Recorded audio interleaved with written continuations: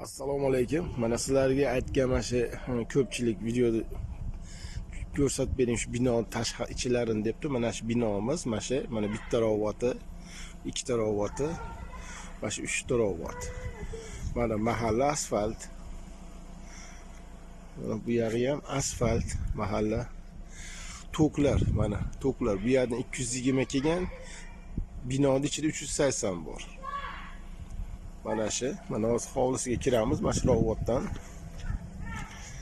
Mana bismillahirrohmanirrohim. Mana kiramiz, eni 5 metr. Mana 5 metr ichiga kiramiz. Mana bu bino. Mana bino. Dimoxotlarigacha bor. Mana ikkita rovot, mana kichkina odam kiradigan, mana katta Labo mashinalar kiradigan, Kia mashinalar kiradigan. Tepasi plita, plitani tepasidan yana straplar qo'yib shipr qilib yopilgan.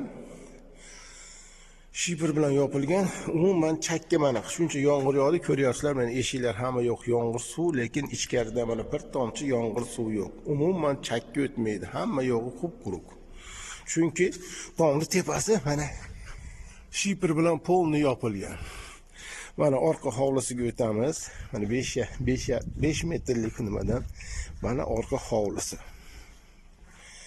Mana orqada mashincha yeri bor yana. Bo'sh yerlari ham bor. Grant, mana grant tushgan. Mana suv grant. Mana o't ichida qolib ketibdi. Suv, yana zapasdan bitta suv nima mana. Yana bitta suv mana. 3 faza yer ostida toki ham kelgan, agar ishlab chiqarish qilaman desa, naryoqdan uzilgan transformatordan mana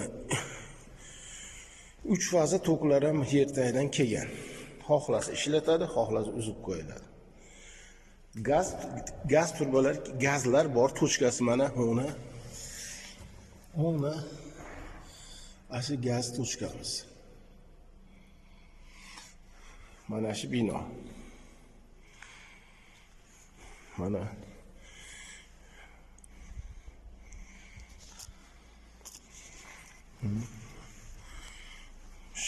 ana so'raganlarga mana shu joy.